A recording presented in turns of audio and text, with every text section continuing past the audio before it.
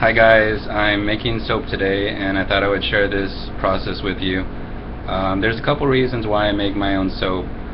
It's less expensive. It costs maybe about 15 cents for each bar of soap, whereas normally it's about 50 cents, and the quality is better of the soap because especially liquid soap and any kind of detergent, you get a lot of foaming agents and fragrances that aren't necessary, and they don't really do anything.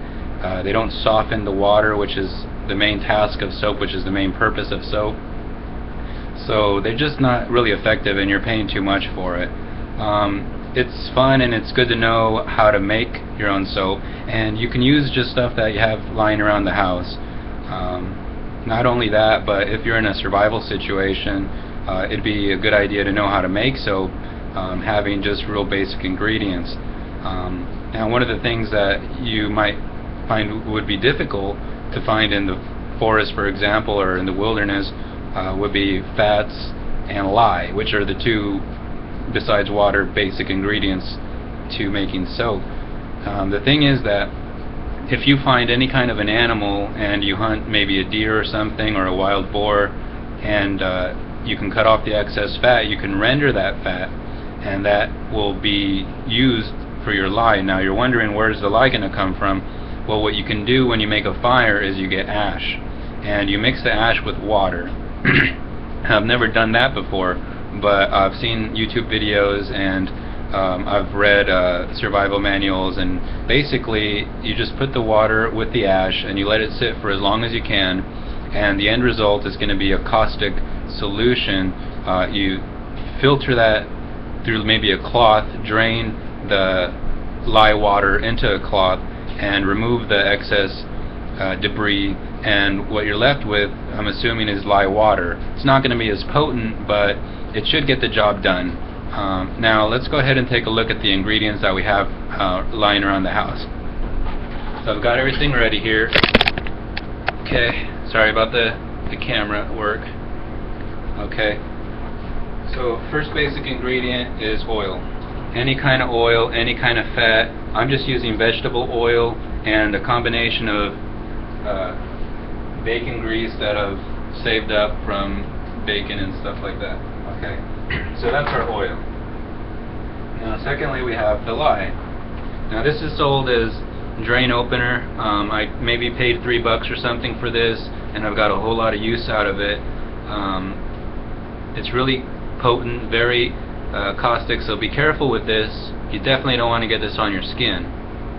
For that same reason, I have vinegar. If you do get this on your skin, go ahead and pour some of this over the burn. It should neutralize it, and then you should just be able to wash it off. So don't put water on it, it's just going to make it worse. Put vinegar. Okay, and then I have, so my measurements. Okay, so the measurements are, I'm only working with a few bars of soap, so I don't have big measurements. I'm using about 12 ounces of water, which I'm going to mix with the lye soon. And I have about 7 ounces of oil, or fat. And that's going to go into this disposable container, because I just rather not get it on my cooking utensils. And you could wash it off with vinegar and still use it, wouldn't be a problem, but I'm just going to dispose of this anyway, so I thought I'd use it. Okay. Now it's a good idea to have a scale, but like I said, it's not necessary. Just remember the general rule is about 2 parts oil, 1 part lye water. So, you know, you're not going to have that out in the wilderness, but if you remember that, you should be able to get some soap out of it. Now finally, once you mix everything together, you're going to be mixing it for quite a long time, and it's not a bad idea to have one of these. This thing maybe cost me about $2 at a yard sale. Saves me a bunch of time. Otherwise, just use like a stick or something and mix it until it starts to, well, they call it trace, which is basically just starts to harden, look like pudding. Okay, so I'm going to go ahead and mix the lye and the water. So I'm going to go ahead and measure this out, and then I'm going to show you with the web cam on my phone the reaction that it has, because a lot of people don't know what to expect. I didn't. So when you mix this, you'll see that it starts to bubble. So anyway, I'll show you.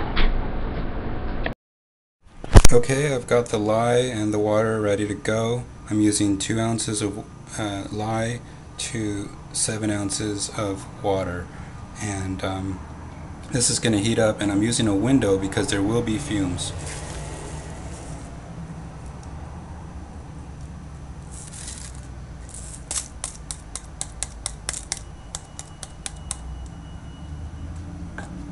It's starting to bubble a little bit, but it's stuck on the bottom. You're going to have to mix it.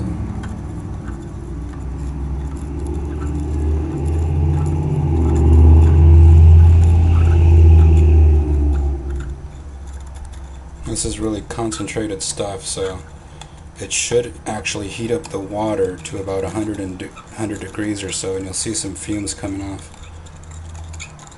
So I'm trying to get all the stuff at the bottom. Okay. There's still some stuff stuck at the way bottom. Now it's going to take a little bit of time to dissolve, so I think I'm just going to let the video end right there. Now this glass is starting to heat up. I can feel it, especially at the bottom. That's a good sign. It's supposed to get all the way to 100 and, well, I've seen it go all the way to nearly 200 degrees before, but I'm not using that much lye, so okay, that looks like most of it's mixed. Okay, glass is heating up. Yeah, I can feel it. Okay, so we'll stop there and I'll come back when it's cool. Okay, so what we have is the mixture of lye and oil. Okay, it's gonna look quite milky, but it's not this. It doesn't have to be this particular color. More so. It's gonna be very yellowy. It's more like an eggnog. Okay, so it's not like a coconut water or a milk or anything. This is a yellowy kind of tint. So if you get something like milky, that's a good sign. Okay, so then we take this mixture. This is basically the mixture of the lye water and the oil. Okay, that's all we're doing. Lye, water, oil, no problem. Okay, we're going to put that into the other container, which I'm just using this pot. Okay, and then we take that and then we heat it up. Okay, it doesn't matter. I mean, it can be between 100 and 150 degrees. It's not a big. You don't have to be really exact with these measurements. You just gotta get it around that, you know, and that's good enough. So that's what we're doing. We're gonna leave it to sit for a while, and we're gonna wait for it to cook. We're gonna evaporate the water, and then we'll come back to it. So see you then. Okay, so look at what we have here. I've been letting it cook for a little while longer, and this is just really goopy, and I'm very confident. It looks like gel. It looks like gelatin. I'm really confident that this is actually going to harden up once I put it in the mold. So I've got my mold here. I bought this for like, I don't know, $3 on Amazon.com, and I have this other mold. Here it is. This one's pretty cool. It says 100% handmade, so I'm also going to throw that in there just for fun. Okay, so look what you have to basically just take a chunk out of it and try to get in. It's not as clean as the cold process. This is the main difference between the hot process and the cold process. I got it. It's fine. You just focus on the filming. The cold process is basically, again, just taking out the heat from it. You're not using the heat. You're just putting more lye so that it hardens, and then you're putting it in the mold. So what I did is the hot process. I put less lye, and then I heated it up to about 100 degrees, and then I mixed it, and that actually seemed to work quite well. So this is my first time doing this, but I'm pretty sure it's going to work out. And so if you use the cold process, it's really liquidy, and it's more like milk than it is mashed potatoes or pudding. This, when you use the hot process, it's more like mashed potatoes, and the consistency is a lot different. So you're not going to get a perfect mold out of it. Typically you get really, I guess, grainy and rough bars of soap. But it's better. I think the hot process works as better soap, but the cold process is just, it looks nicer, you know. But you know what I've done actually with the cold process? You have to let it sit for at least 2 weeks to let the lye neutralize and to evaporate. And if you don't do that, the lye is so potent it'll literally burn your skin off and cut your skin, and it's not a good idea at all. So you have to wait the 3 weeks or so in order just to use it safely.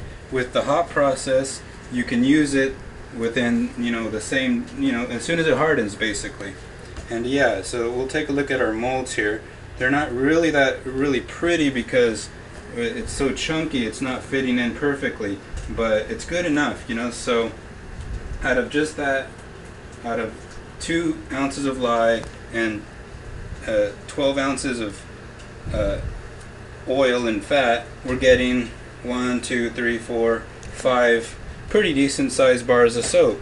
So this is gonna last us, and this is the last of the soap that I have left. It's just half a bar of soap, you know, and and this is what I did last time, and so that's why I'm making more soap, so that we can clean ourselves and fight bacteria.